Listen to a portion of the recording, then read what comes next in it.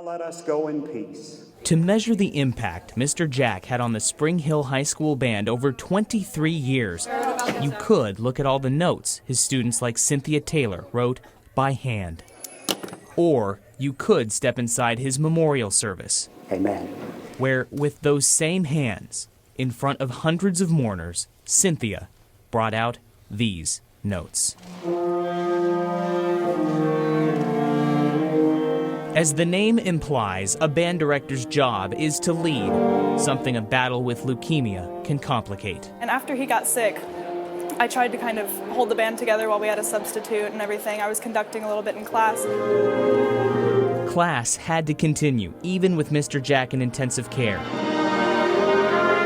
even though it wouldn't be the same. He was like the father for everybody if you needed one. He was always there to make sure you did what you needed to do and to get you to do what you needed to do. So when word spread that Mr. Jack would not be coming back, who better to lead the band in tribute? He taught me a lot of what I needed to know to know how to conduct, and he helped me get to where I am as a drum major, and he knew that it meant a lot to me to conduct concert music, and so I was doing it for him the whole time. This is the kind of impact Mr. Jack inspired. The kind seen in a student's hands. Impact that brought everyone here to their feet. I think he would have been proud, and I really hope he is.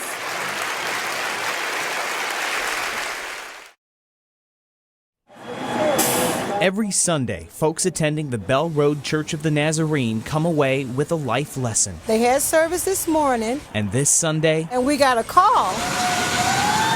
We are getting several calls on it. Was no different. Structure fire, Bravo 6. We just saw all the smoke. Flames are visible. We see that it's a church in the community that's on fire. Truck 21 copy. And we know the minister very well. That's unreal. We were just in there. But this is a slightly tougher lesson for Pastor Brian Russell to teach. We're not going to be bitter. We're not going to blame God.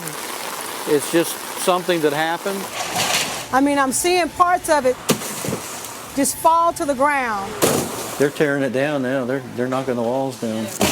This fire is still raging up underneath. As destructive as the fire was, the back area is completely gone. The front where the steeple is completely gone. Look over there. It saved a symbol. Look. For some reason, it didn't hurt the cross, and so they salvaged it and brought it over here. The fact that the cross survived is a sign that, God is going to help us continue on. Continuing on without their building, but with their sense of humor. She said, the church is on fire. She said, yeah, we had a real good church service this morning. She said, you should have been there. She said, no, it's burning down. Despite loss, Pastor Russell says, a church can always move forward in high spirits. The cross is what it's all about. That's our symbol. If it wasn't for the cross of Christ, we would not be here. We wouldn't have a church. Just seconds after you cross into the Nolensville city limits, you can spot the signs of its rural history and small town feel. Fried catfish with lima beans and macaroni and cheese. But something I'll take care of this baby about this town is changing. We've really grown. Nolensville has grown. Dot Arnold saw it coming from a mile away. I used to walk on our road. No more. You realize that you want it to kind of stay the same and not get too big and too out of hand. But along with all the construction, probably about 3 or 4 years ago, over time, something else started. 9 shops in the village. They came in last year. Opened another. Antiques at the mill. 2 doors down. 3 French hens. So there's 11 shops. So it just came to be. We can't really pinpoint why all these antique shops showed up here. Oh, it still works. It just needs a ribbon on it, and that's all. But in the middle of such a modern development boom, you can use the dark wax to make it kind of look more antique-y. Elizabeth Windrow, you can take these 2 pieces and you can bring them to me at the shop. At the Village Antique Shop, has a theory. It'll always be a connection to the past. I mean, that's what we are. We're antique stores. That's what an antique is. It's the past. Championing the one-of-a-kind treasures some may regard as trash.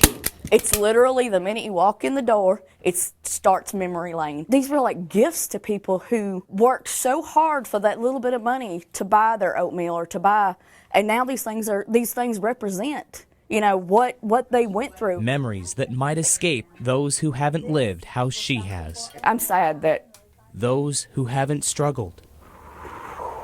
Those who haven't come from where she's been. Sorry. People don't nowadays really depend on your local farmer. I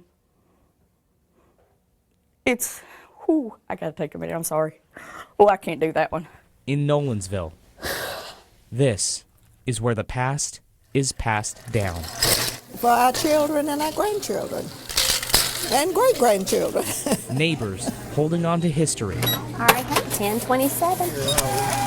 While they also You need me to give you some change? keep the change. And that is good and bad. With photojournalist Catherine Stewart, Bye, guys. Thank y'all for coming in. Jason Lamb, Bye-bye. Take care. News Channel 5 HD.